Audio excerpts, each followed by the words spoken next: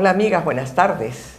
Hoy día tenemos un tema que es muy amplio, tendría que desarrollarse en varias sesiones, pero vamos a tratar de hacerlo rápidamente por razones de tiempo y diremos lo más esencial. En verdad, muchas de estas cosas se van a tratar en las sesiones próximas, así que en detalle tendrán ustedes una mayor explicación. Quiero decir también que lamentablemente no he encontrado fotografías de niños peruanos. Estoy poniendo las fotos que hay en uso general, pero las fotos peruanas son fotos con niños que posan, entonces a nosotros nos interesaba poner a los niños en acción. Bueno, nuestro tema es lo que ustedes están viendo ahí en la pizarra, en el panel, y lo hemos denominado también la curiosidad y el asombro, que son elementos sustanciales en el niño. Vamos a empezar hablando un poco de la educación inicial. Nos alegra mucho que haya habido tanta participación y tanta información en lo que ustedes han respondido las preguntas de la semana pasada. Y por eso también me interesa aclarar algunos conceptos relacionados con este tema de las políticas. Empezamos con el tema de la educación inicial. La Constitución vigente del Perú señala que la educación inicial, primaria y secundaria son obligatorias. Luego, la Ley General de Educación también dice que la educación es un derecho fundamental de la persona, pero además establece que la atención debe ser para niños de 0 a 2 años y de 3 a 5 años. Y finalmente el reglamento especifica que hay 2 ciclos, justamente el primer ciclo de 0 a 2 y el segundo de 3 a 5, o 3 a 4 o 11 meses, ¿no? Bien, entonces está muy claro que el primer ciclo existe, a pesar de que muchas personas se olvidan de él, y que lo tenemos en el Perú desde los años 70, no es una novedad. Para nosotros es sumamente importante, pero lamentablemente se han ido olvidando de la existencia de este ciclo y lo hemos ido dejando atrás. Vamos a hablar precisamente de los resultados de algunas investigaciones sobre el desarrollo infantil, que tiene que ver pues con este ciclo, ¿no? En primer lugar, que el desarrollo de la primera infancia tiene consecuencias duraderas en toda la vida de la persona, en su rendimiento escolar y en su vida adulta. Luego, que el cerebro es sumamente plástico en estas edades y muy sensible al ambiente en el que vive el niño. Y también que los niños pequeños que tienen un mejor desarrollo del lenguaje, del desarrollo del aspecto cognitivo, motor y socioemocional, también tienen mejores resultados en la edad adulta. Por otra parte, las mismas investigaciones, la siguiente, reconocen que los elementos exógenos, los de fuera del niño, como son la educación temprana, la nutrición, sumamente importante, porque ya vemos que la desnutrición y la anemia pues tienen consecuencias muy graves en el desarrollo y en el aprendizaje, ¿no? La calidad de la educación que el niño recibe a esta edad, ¿no? Y la calidad en el aula también, ¿no? De lo que el niño vive en el aula, así como la condición socioeconómica de las familias en las que viven los niños, tienen una enorme influencia en el desarrollo general, en el rendimiento, en primaria, en secundaria, en un estado de salud que es para toda la vida también, porque ahí se ponen las bases de una buena salud, y naturalmente en resultados en la vida laboral de las personas y en la vida personal. Tiene también influencia en un menor nivel de conducta delictiva. Esto lo han probado muchas investigaciones, que no vamos a mencionar ahora porque no tenemos tiempo, pero está muy claro que esos trabajos los resultados de esos trabajos son evidencia de la importancia de esta edad. Como hemos hablado del nivel socioeconómico de la familia y su influencia en la vida del niño, hablaremos de las consecuencias de la pobreza, porque nosotros tenemos un alto nivel de pobreza que está entre el 20-22% en el Perú. De tal manera que hay una gran cantidad de niños que están viviendo en esas condiciones y que esas condiciones no solamente son falta de dinero, sino una nutrición poco adecuada, una educación también que no corresponde, que no tiene calidad, una vivienda, ¿no?, que no es muy segura o que no brinda las condiciones necesarias para los niños. En fin, es decir, se trata de una situación multicausal de que la pobreza que se refleja en el desarrollo y en la vida de los niños. Entonces tenemos así que esta situación de desnutrición influye enormemente en el desarrollo de los niños, y los niños en situación de pobreza tienen un desarrollo menor que los niños que tienen una buena situación. También tenemos otra situación que en el mundo más de 200 millones de niños viven en pobreza, y esto hace que no desarrollen todo su potencial, ¿no?, que traen desde el nacimiento, porque el ambiente no es favorable para ese desarrollo.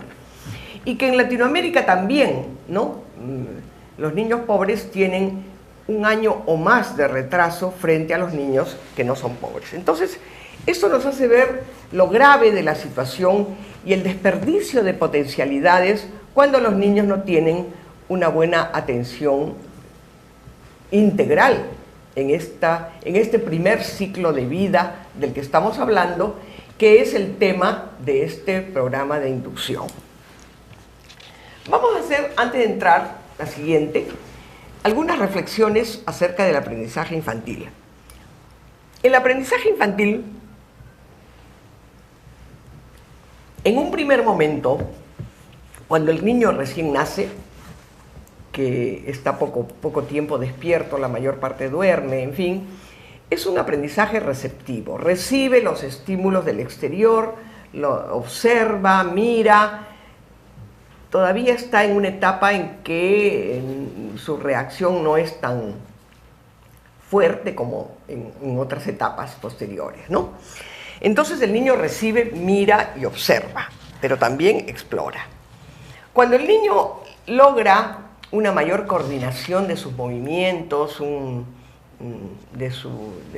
mejor manejo de su cuerpo, entonces el niño empieza a repetir ciertas conductas, ¿no? Por ejemplo, conductas de movimiento. Si toca sus manos, pues va a repetir ese movimiento de juntar sus manos o de tocar los objetos, o de repetir sonidos que él mismo también escucha o también va descubriendo, ¿no? Entonces se produce pues una mezcla de descubrimiento, de repetición y al mismo tiempo también de imitación. Piaget nos dice que hay una etapa en que el niño imita muchas cosas, efectivamente, ¿no? Lo vemos en los niños pequeños que imitan las conductas de los padres, imitan lo que ven. Es muy claro, por ejemplo, a los 4 o 5 meses, si nosotros nos acercamos a un bebito y sacamos la lengua, el niño va a observar, y si repetimos el movimiento, en 5 minutos el niño va a estar sacando la lengua, va a estar repitiendo la misma conducta, ¿no? Entonces, ¿por qué? Porque al niño le gusta, reconoce cierta conducta y la repite. Aprende entonces por imitación. Cuando son más grandecitos, imitan lo que hace la mamá cuando cocina, o cuando barre, o lo que hace el papá cuando se afeita. En fin, bueno, la mamá también trabaja, ¿no? Entonces, no es que esté tratando de discriminar aquí los roles de los padres, pero los niños imitan lo que ven, lo que hace la mamá, lo que hace el papá. Y por fin tenemos el aprendizaje significativo. Cuando ya el niño tiene un cúmulo de experiencias sobre las cuales va a construir su conocimiento, entonces relaciona el conocimiento anterior con cualquier nuevo conocimiento que tenga y lo integra y lo estructura. Vamos a ver qué pasa con los niños recién nacidos, ¿no? ¿Qué y cómo aprende un recién nacido? El recién nacido en realidad está durmiendo la mayor parte del tiempo, se despierta por hambre, llora por hambre y se despierta prácticamente solo para comer. Está un ratito despierto, pero la mayor parte del tiempo duerme. ¿Por qué? Porque su cerebro está todavía en formación. Perdón. Está en proceso de una intensa conexión sináptica y mielinización, ¿no?, de los axones. Entonces, bueno, estas son explicaciones neurológicas que ya las han dado en las sesiones anteriores y sabemos que por eso es que el niño en este momento duerme. Y eso es sumamente importante para estas conexiones y esta mielinización, para que el niño se transmita el impulso eléctrico y el niño pueda aprender. Luego tenemos, siguiente, los niños escuchan todo lo que ven. A ver, pasamos, ¿sí? Perdón, al inicio de las actividades están concentradas en la supervivencia y en los cuidados del bebé.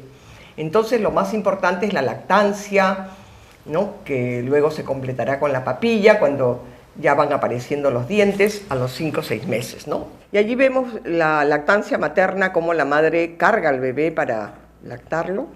Y cuando se le da su biberón, también hay que cargarlo, hay que tenerlo en brazos. Miren cómo lo sostienen con mucha seguridad, ¿no?, bien abrigadito. Cuando ya está un poquito más grande, ya se le puede dejar en su camita y se le da el biberón. He puesto esa imagen porque es tan importante que alguien le dé el biberón, no que se lo dejen ahí con pañales, sostenido por pañales, porque el niño allí se puede ahogar, pueden ocurrir accidentes. Es muy importante que el adulto esté con el niño mientras toma su biberón. Y a propósito de eso también quería comentarles,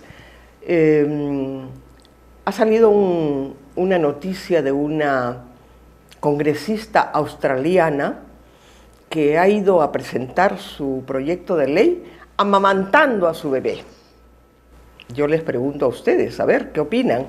¿Qué les parece si les parece conveniente que mientras estás amamantando a tu bebé vayas a una actuación pública, ¿no? Bueno, yo creo que ese momento es un momento de intimidad entre la madre y el niño. Ahí vemos en la primera imagen cómo el niño mira a la mamá, ¿no? Intensamente, está conectado con la mamá. Bueno, a partir de ahí, entonces empiezan las papillas, porque ya el niño tiene dientes y puede comer algunas cosas, bueno, blanditas, pero luego ya va masticando. Y esa imagen del niño que quiere comer con su mano y se ensucia todo, pero aprende al final a comer con su cuchara. Pasamos a la otra. También el tema de la higiene es sumamente importante en esta edad, el lavado de su carita. Al principio mejor se le da un baño de esponja porque tiene el cordón umbilical, pero rápidamente se puede ya puede dársele al niño el baño completo, pero cuidando de sostener muy bien su cabeza, su cuerpo. Fíjense ustedes las imágenes, qué importante es todo eso. Y también el cambio de pañales, ¿no? Entonces, el cambio de pañales que generalmente lo hace la mamá, pero que también ahora los papás están asumiendo, algunos no de muy buen grado, pero en fin, están aprendiendo, ¿no? Hasta que finalmente ya el niño pueda controlar sus esfínteres. Seguimos con la siguiente. En estas situaciones los niños aprenden cómo es su cuerpo, empiezan a mover su cuerpo, a tener más libertad y coordinación, agarran sus pies, incluso se chupan en cierto momento se chupan el dedo del pie o el pie, y aprenden los nombres de las partes del cuerpo porque si es que el adulto está pendiente y al tocarlos, hacerles sus masajitos, les va diciendo, ahora te toco tu brazo, tu pierna, tu piecito, tu cabeza. El niño, por supuesto que a esa edad no entiende, pero va escuchando sonidos y va empezando a diferenciar, ¿no?, los nombres de las partes de su cuerpo. Pasamos a la siguiente. Y, también aprenden, entonces, el sabor de las comidas, ¿no? Aprenden a diferenciar los sabores. Ahí tenemos un niño que está comiendo con muchas ganas, el gordito. El segundo no tan interesado, o quizá no le gustó lo que comió. La tercera, ni fu ni fa, ahí está indiferente. Y la cuarta, con un gesto muy interesante. Los niños aprenden, pues, comiendo, aprenden cómo son los alimentos, y en esas actividades reconocen las caras de las personas, y los nombres de los objetos, ¿no? Porque hay que mencionarles lo que se hace y con qué se hace. Ahora te vamos a bañar, ahora tenemos el jabón o el champú, ahora vamos a tomar tu leche, aquí está tu mamadera o tu biberón, en fin, las palabras comunes y corrientes que podemos utilizar con los niños, ¿no? Pasamos a otra.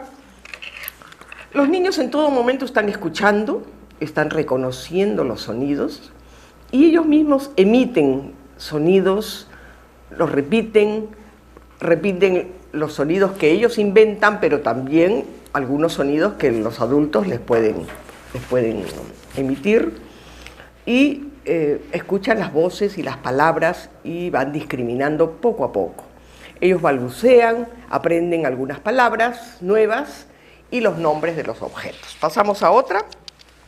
A esta edad, entonces, los niños deben contar con el cariño de su familia, porque ellos son muy sensibles a ese cariño, captan cómo los atienden, la satisfacción de sus necesidades es muy importante para que el niño se sienta seguro, se sienta feliz, y es sumamente necesario e importante que a esta edad los niños reciban el afecto de quienes lo atienden, el papá, la mamá, los familiares o las personas que sustituyen a la madre, en fin, porque eso fomenta el vínculo afectivo tan importante que es la base para el sustento, para todo el desarrollo de la identidad, de la autoestima, de la seguridad afectiva para toda su vida. Pasamos a otra. Ahora veremos entonces qué y cómo aprenden los niños de 0 a 3 años. Tenemos en primer lugar que los niños aprenden observando, ya dijimos, ¿no?, explorando diversos materiales, ¿no?, que se encuentran a su alrededor. Los niños utilizan los ojos, las manos, pero también la boca. La boca es un instrumento de conocimiento, entonces todo lo que encuentra el niño cuando ya empieza a coordinar sus movimientos se lo lleva a la boca. Por eso los objetos tienen que estar sumamente limpios, hay que lavarlos si se trata de sonajeros, muñequitos que tengan, lavarlos con frecuencia, porque el niño se lleva todo a la boca. Y luego también aprende con los movimientos de su cuerpo, ¿no? Ahí tenemos a los niños con sus manos y con su cuerpo aprenden muchas cosas. Los niños aprenden también jugando. Allá arriba tenemos el juego típico de el esconderse, ¿no? ¿Dónde estás? A ver, ¿dónde estás? Se esconde uno y luego aparece. El niño aprende a hacer esos movimientos, ¿no? Y es de aparecer y aparecer, de taparse y aparecer. Luego tenemos otros juegos que los ven allí, cuando utiliza juguetes o cuando utiliza bloques, está apreciando el tamaño, el peso, por dónde entran, por dónde, ¿no? O explorando cajas con las cuales juega, se esconde, explorando ya una niña más grande aquí abajo, que ya tiene una construcción hecha porque ya sabe manejar ese tipo de materiales, o jugando con títeres o haciendo pompas de jabón. Pasamos a la siguiente. Los niños aprenden imitando. Ahí tenemos arriba a la izquierda el niño que saca la lengua, ¿no? Eso es lo que aprende rápidamente a imitar. Y luego ya imitaciones más complicadas como afeitarse, lavarse los dientes, hablar por teléfono, una serie de acciones, cocinar, por ejemplo, o dar la mamadera a las muñecas, los niños y las niñas, cocinar igual también los niños y las niñas, jugar al doctor, jugar a la tienda, servir el té a las muñecas. Y aquí en el extremo inferior izquierdo tenemos a dos niños que se han disfrazado de pilotos de avión y tienen los brazos extendidos y están jugando a hacer el avión. Pasamos a la otra, a la siguiente. Los niños experimentan también, experimentan con la música, aquí con una marimba pequeña, experimentan con el agua, experimentan con su propia sombra, experimentan con la tierra, con la arena, es decir, la mayor cantidad de materiales que les sirvan a ellos para conocer y reconocer el mundo. Pasamos a otra. El niño desarrolla a través de todas estas actividades diversas competencias. En primer lugar tenemos la competencia motora, que es una competencia que tiene una secuencia natural en todos los niños. Parece que es una secuencia casi universal, porque depende muchísimo de la maduración muscular, de la maduración neurológica. Entonces, el niño primero se incorpora su cuerpo, incorpora el torso, lo que le permite una mayor visión, alcanzar objetos. Acompañado esto a la coordinación de la mano, puede tener más al alcance los objetos de su alrededor. Luego se incorpora ya con el cuerpo, sobre las rodillas primero y ya sobre los pies, y se para, empieza a caminar, y cuando el niño ya camina con más seguridad, también incluso puede subir escaleras, ¿no? De esa manera, o bajar sentado. Naturalmente que hay que cuidarlo para que no se vaya a caer, porque en esos primeros momentos debe estar acompañado. Ya luego se para, y ya la última figura la tenemos con un niño que domina tanto su caminar que pasa entre ciertos troncos que están en el suelo. Las competencias cognitivas, ¿no?, también se van desarrollando poco a poco, al unísono que las competencias motoras, porque la competencia motora le da al niño la posibilidad de moverse y por lo tanto conocer el espacio, los objetos, ¿no?, y manipularlos y alcanzar mayor cantidad. Ahí vemos al niño que mira la sonaja y luego la va a examinar, igualmente con los cubos, con otros materiales que pueda tener a su alcance. Cuando el niño es muy pequeñito, los observa simplemente, no va a distinguir lo que son redondos, cuadrados, pero poco a poco irá reconociéndolos y construyendo mejor en el momento de jugar, ¿no? Pasamos a otra. Empieza a conocer el mundo natural, y en el mundo natural tenemos pues los animales. Ahí hay un niño que se encuentra con un perro bien grande, ¿no?, y está muy intrigado. Otro niño que está observando cómo la ovejita, la cabrita, amamanta a su cría, ¿no?, está muy interesado en mirar cómo sucede eso. El otro niño está con un gatito. Eso sí es un poquito peligroso, porque los gatitos no son, a veces se asustan y arañan. Entonces hay que cuidar mucho cuando el trato de los gatitos. En cambio, los perros, hay perros específicos para niños, y ese niño, por ejemplo, le está conversando al perro. El perro está muy atento, escuchando lo que el niño le dice.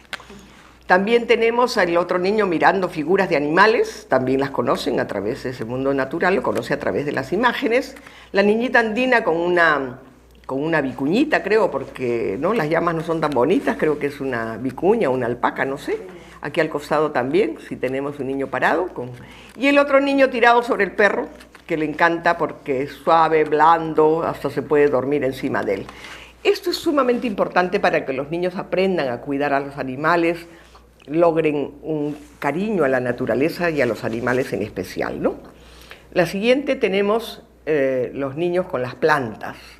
Aquí encontramos niños observando en ciertos momentos, en ciertas edades, los más pequeñitos, los más grandes, cómo miran con atención cómo son las plantas, incluso pueden mirarlas con lupa o perciben el olor de las flores, ¿no? Pasamos a la siguiente y tenemos en la siguiente las competencias comunicativas, ¿no? Como a través del contacto con el papá y la mamá, que hablan con ellos, conversan con ellos, ¿no? Les dicen nuevas palabras, los niños van aprendiendo. Aprenden a escuchar también, ¿no? Y se expresan en distintos lenguajes, el lenguaje de la música, y los niños están bailando, ¿no? O el lenguaje gráfico-plástico. Pasamos a la siguiente, donde vemos las competencias sociales, ¿no? Cómo los niños van a aprender a través del contacto con los adultos, con los niños, a relacionarse con otras personas, aprenden a integrarse con sus pares, a convivir, a compartir, aprenden a respetar al prójimo, ¿no? Y más tarde a reconocer y asumir normas de convivencia. Eso es sumamente importante porque vivimos en una sociedad y esas son las bases de la ciudadanía. Aprender a convivir con otras personas y sujetarse a las normas de la sociedad. Eso es esencial para este tema. Aprenden a comprometerse, aprenden a tomar decisiones, a trabajar en equipo. Pasamos a otra.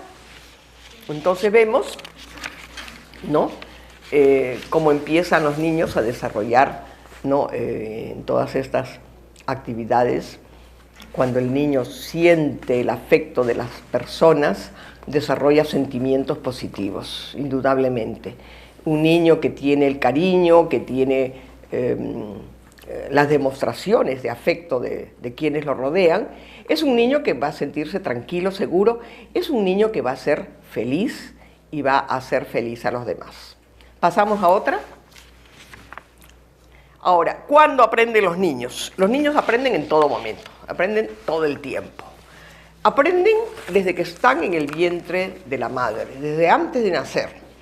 Según los estudios actuales, los niños escuchan, los niños sienten las caricias, los niños también perciben sensaciones olfativas y gustativas en el vientre de la madre. Y después de nacer, entonces empiezan a estar más tiempo, ¿no? En contacto con personas, con objetos, y eso hace que se desarrollen, ya lo hemos visto. La neurociencia actual ha desarrollado muchísimo y sobre todo ha visto cómo, y se ha comprobado cómo cuando el niño escucha palabras de la mamá, del papá, sonidos, música, por ejemplo, si la mamá mira un programa específico, parece que cuando nace lo recuerda. Hay un recuerdo porque bueno, en primer lugar lo siente en el vientre porque se mueve, pero luego, cuando al nacer, hay señales y signos de que ese niño está reconociendo esa música o está reconociendo también los sabores de las comidas que la mamá ha tenido. ¿Dónde aprenden los niños? Los niños aprenden también en todas partes. Aprenden en su cuna, en los lugares donde los cambian, en toda la casa. Como son tan curiosos, a veces van a buscar la basura, hay que tener cuidado, a veces van al water a lavarse las manos también, porque es parte de su curiosidad. Y cuando encuentran un cajón abierto, también pueden sacar las cosas, ¿no? Entonces son un peligro, realmente un peligro público, porque pueden hacerse daño ellos mismos, pero también hacer un gran desorden. Los niños aprenden con sus padres, los niños aprenden cuando los llevan de paseo, Aquí tenemos la costumbre de llevar a los niños a la espalda, el niño va mirando, ¿no? Está muy bien esa situación porque el niño mira todos los lugares por los que su mamá va, se les lleva a la playa, se les lleva al zoológico y cuantos más lugares pueda ver el niño, ¿no?, a cierta edad, es mejor para él, aprende mucho más. Pasamos a otra. Acá tenemos cuando los niños van al servicio de cuidado diurno o a las salas de educación temprana o a las ludotecas. Los niños aprenden muchísimo en esos lugares donde tienen módulos, donde tienen espacios y mucho material para experimentar y para aprender, ¿no? A la hora de comer o a la hora que van al jardín, en fin, en todo momento están aprendiendo los niños. ¿Seguimos? ¿La próxima? Lo importante, y para finalizar, es que hay que reconocer que el niño es una persona en construcción. Tiene muchas potencialidades y es un agente de su propio aprendizaje, ¿no? Pero al mismo tiempo, el niño es muy vulnerable, ¿no?, ante una serie de riesgos: la desnutrición, la anemia, las enfermedades infantiles, la deshidratación. Por una diarrea el niño se deshidrata en 2 días, ¿no?, y se muere. Entonces, hablamos mucho de que los niños son muy potentes, muy fuertes. Hay que tener cuidado, ¿no? Tiene muchas potencialidades, pero también es vulnerable y hay que cuidarlo mucho desde que nace. Luego también por eso es que requiere la ayuda de los adultos, sin los cuales el niño no podría sobrevivir. También debemos reconocer que cada niño es único y diferente, tiene características propias que hay que respetar y que pertenece a un grupo cultural, ¿no?, y que también tiene características de la cultura en la que crece, empezando por el lenguaje, ¿no?, y se desarrolla de acuerdo a esos patrones culturales que a veces son diferentes a los que tenemos aquí. Y finalmente, y algo sumamente importante que hay que reconocer, que el niño es un sujeto de derechos y estos derechos debemos cumplirlos. No solamente los padres de familia, sino el Estado, que tiene la obligación de proveer servicios para aquellos niños, especialmente de menores recursos, cuyos padres no pueden pagar, ¿no?, el costo tan alto que a veces tienen, pero que necesitan porque las madres o los padres tienen que trabajar. Bueno, con esto terminamos y muchas gracias.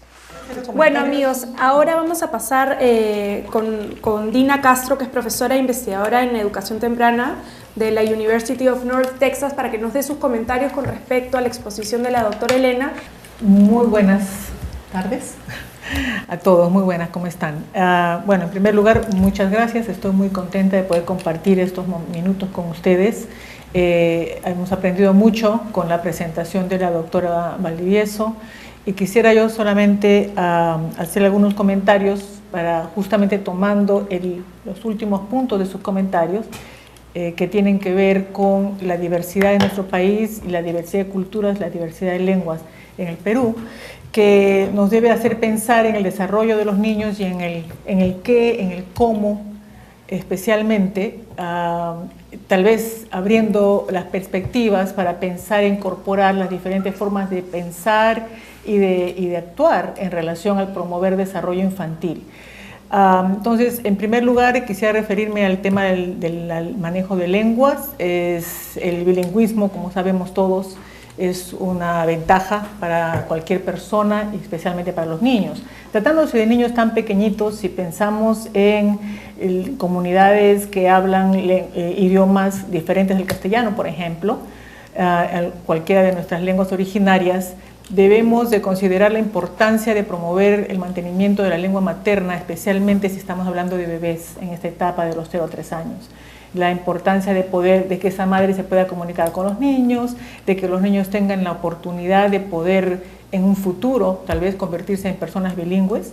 La ciencia ya nos ha demostrado los beneficios para el desarrollo cognitivo y para la vida que tiene el hecho de que una persona pueda ser bilingüe. Entonces, creo que eso es algo fundamental, mirar el tema del bilingüismo desde el punto de vista de ventaja, no de un reto o de una desventaja. El otro tema importantísimo también y que se menciona al final es los niños pertenecen a un grupo cultural, pertenecen a una familia que responde a un grupo de creencias, de formas de ver la vida y el mundo y de prácticas específicas para desarrollar, para apoyar el desarrollo de sus niños. Entonces, creo que eso es también muy importante. Tenemos que ponernos con la intención, digamos, de desarrollar esos vínculos de colaboración con los padres de familia que nos permitan incorporar también sus pautas de crianza, las formas en que ellos ven y piensan que debe apoyarse a los niños, y desarrollar ese diálogo, ¿no? Ese diálogo de culturas es lo que nos va a ayudar a enriquecer y a todos con la intención de promover el desarrollo de los niños, que es lo más importante. Entonces, no sacar al niño de su entorno y aplicar actividades que no le dicen nada, ¿no? Sino más bien mirar al entorno en el que el niño se desarrolla y tratar de incorporar esos elementos en nuestras prácticas de apoyo al desarrollo infantil. Creo que eso quisiera yo que tendríamos realmente para poder trabajar una sesión completa sobre este tema, hablando de prácticas específicas. Les podría mencionar brevemente, por ejemplo, pensar en juegos, en historias que rescaten, que incorporen la cultura, las creencias, como les digo, las historias de los antepasados, de los abuelos, de la comunidad, ¿no? O sea, desarrollar vocabulario que tenga que ver con lo que los niños tienen a su alrededor. Creo que eso es muy importante, ¿no?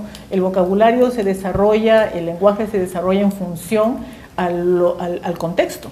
No podemos desarrollar vocabulario en el abstracto. Entonces creo que partiendo de todos los elementos que han sido mencionados por la doctora Valdivieso en relación a cómo los niños aprenden, tenemos que ubicarnos luego, usar esa información y ubicarnos en los contextos específicos, ¿no? O sea, de este grupo cultural, digamos, estamos trabajando en Pucallpa, cultura Shipibo, o estamos en Amazonas con la cultura Wajún, conocer, ¿no? Aproximarnos a conocer y establecer ese diálogo con la comunidad y con los padres de familia que luego nos permitan incorporar en nuestras prácticas de cuidado prácticas que tengan sentido también para ellos, ¿no? Y que tengan sentido, por supuesto, en relación a las experiencias inmediatas de los niños y de las niñas.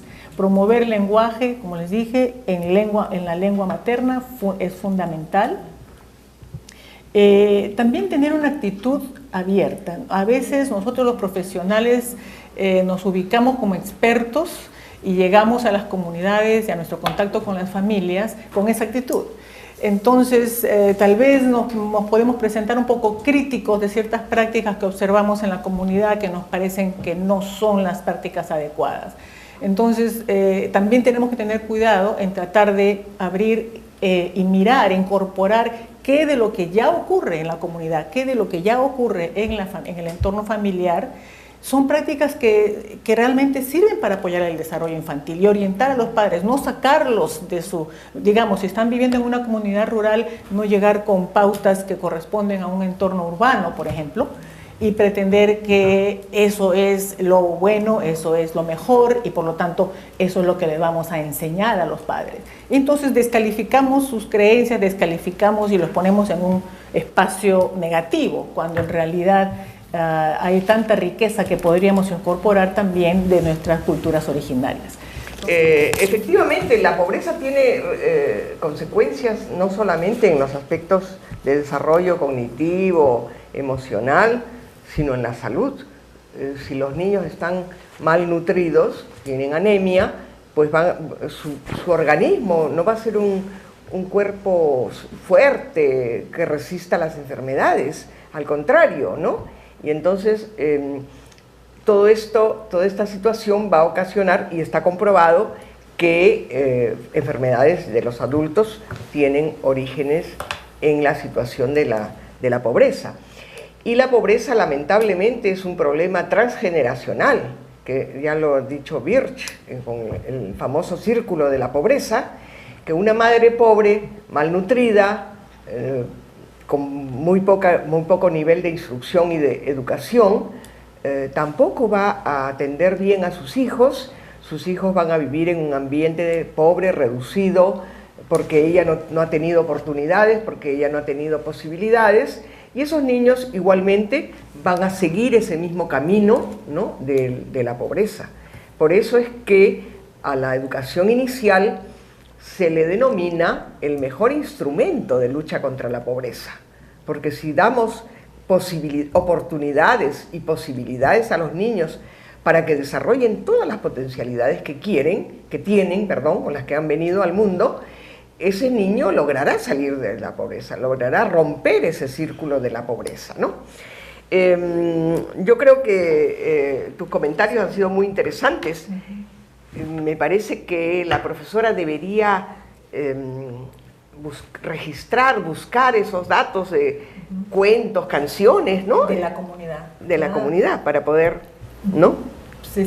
Tenemos, por ejemplo, hace poquito tuvimos una experiencia, hace un año ya creo, en Amazonas, con alguna colega precisamente de la Universidad Católica, y nos dimos cuenta, por ejemplo, de que a veces estábamos con la comunidad Wajún, con un grupo de maestras del nivel inicial, y preguntando qué canciones usaban, nos cantaban canciones en el idioma Wajún, pero que eran traducciones de canciones, pues, occidentales totalmente, ¿no? Entonces, ¿por qué hablar, pues, de animales que ni siquiera existen en esa zona, ¿no? Que eran parte de esa canción, que ¿no? Los niños ni conocen. Entonces, nuestra colega les pide a las docentes como actividad pensar. Ahora, piensen de repente, si no quieren, no cambian, usen esa misma música, pero piensen cambien en la letra, para hablar sobre el bosque, lo propio, aquí, los animales que están alrededor. Y esa fue una actividad preciosa que hicimos,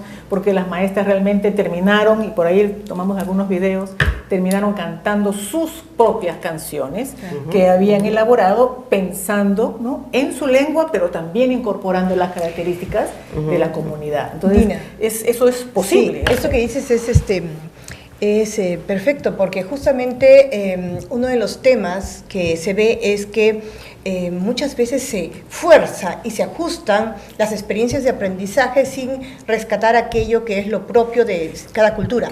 Allí yo quería comentarte, ¿no?, lo importante que creo que puede ser hacer talleres con los propios padres, porque el padre con hijos pequeños tiene mucha creatividad que a veces él mismo no la valoriza, ¿no? Y mi experiencia de trabajo en zonas de Sierra y Selva, yo lo que veía era eso, ¿no? Que los talleres con padres de familia, ellos más fácilmente inventan sus propias canciones, y que el docente más bien es el que cambia y trae contenines y canciones que no son propias de la comunidad, porque tenemos mucho docente que no son personas del mismo lugar, ¿no? Entonces, tu comentario me parece importantísimo. Quizá habría que enseñar a las profesoras cómo recoger, ¿no? Que sea parte de su quehacer. Claro, que sea parte de su quehacer. Así es.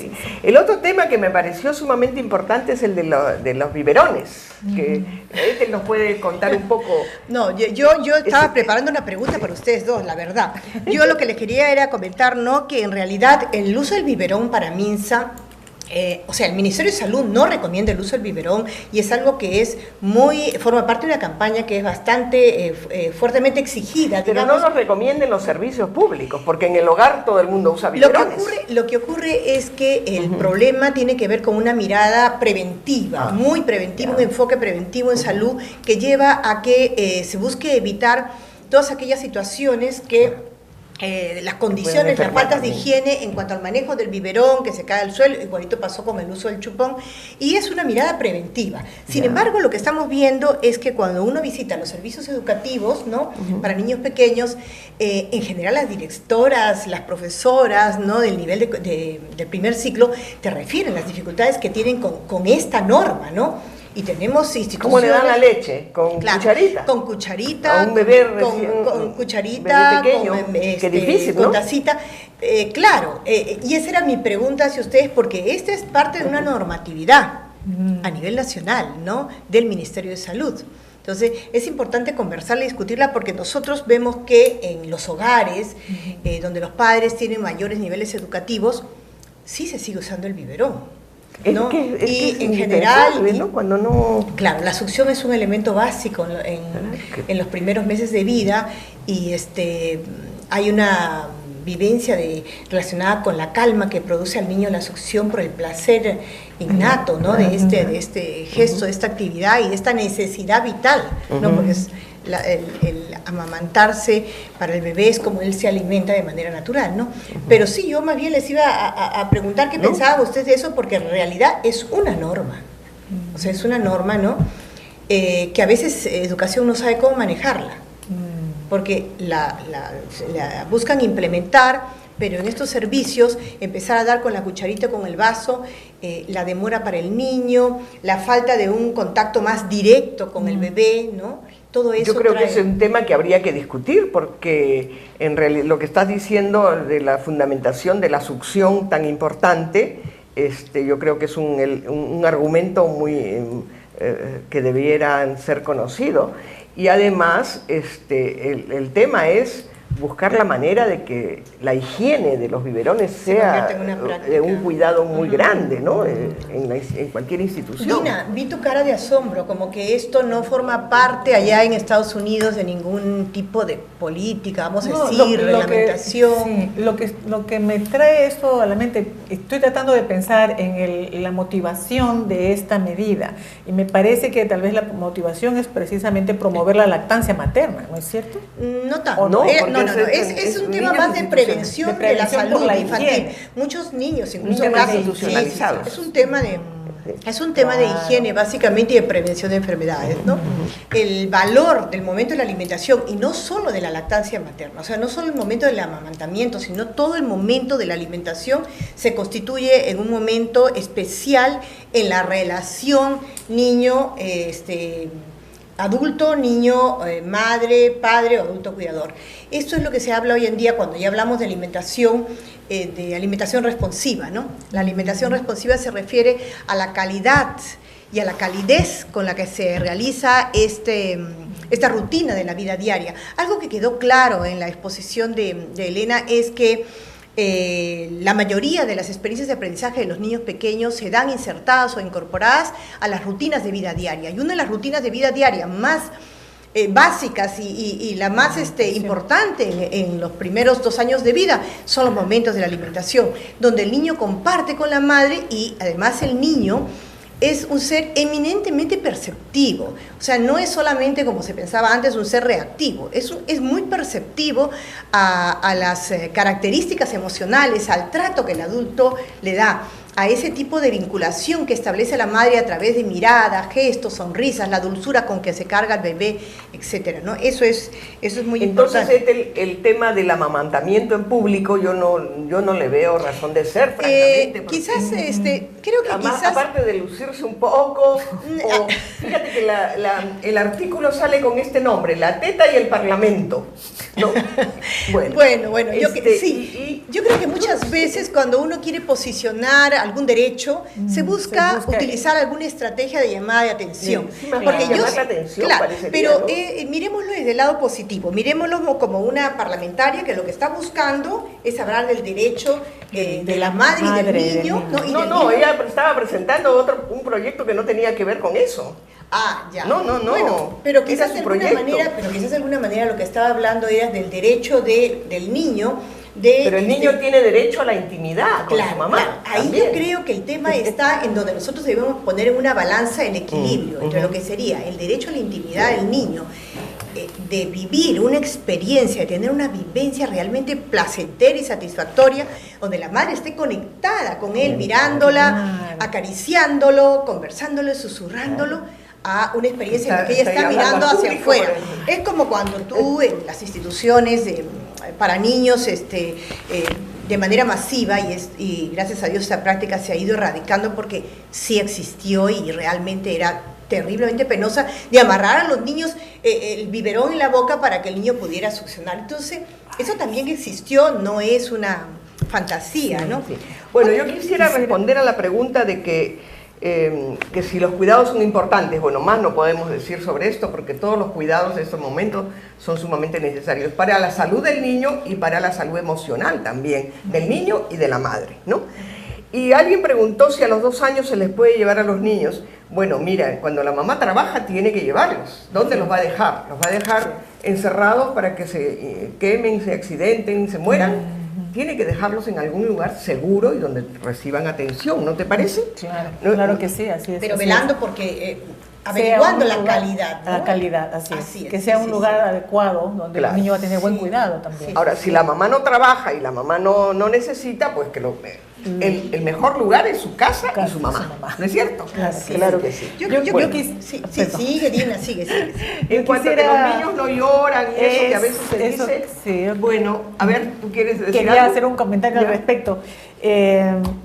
Digamos, me parece que ya estamos en una etapa del conocimiento sobre la educación temprana y el desarrollo de los niños, donde ya tenemos que movernos y alejarnos de estas prácticas y de estas creencias. Los niños y las niñas tienen derecho a expresar sus emociones. A mí me parece muy cruel, sinceramente, el hecho de poder criar a un niño diciéndole que porque es varón no puede llorar. Y creo que es realmente una crueldad, ¿no? O sea, que tenemos que distanciarnos de eso, pensar, como digo, que tanto niños como niñas tienen derecho a expresar sus emociones. Eso es algo fundamental. Y por otro lado, que también los mensajes que se le da son erróneos, ¿no? Porque entonces se supone que los niños varones son entonces emocionalmente más fuertes que las niñas, ¿no? Deben ser más agresivos, o sea, todos estos mensajes que promueven machismo desde la cuna tienen que irse erradicando, ¿no? Poco a poco, y creo que estamos ya avanzando en ese sentido. Quería hacer un comentario también sobre la socialización con otros niños, que también fue otra de las preguntas. Sí, así es. ¿No? Creo que es importantísimo. Yo soy madre de un niño que creció como hijo único y una de mis principales preocupaciones era que pueda jugar con otros niños, ¿no? Los niños que crecen entre adultos desarrollan ciertos tipos de habilidades que son muy positivas, pero también necesitan poder desarrollar habilidades de relacionarse con sus pares. Entonces, sí, es sumamente importante también ese aspecto, ¿no? Muy bien, muchas gracias. Bueno, el tiempo, como nos está pasando en todas las sesiones, nos quedó cortísimos. Agradecerles a nuestras dos invitadas.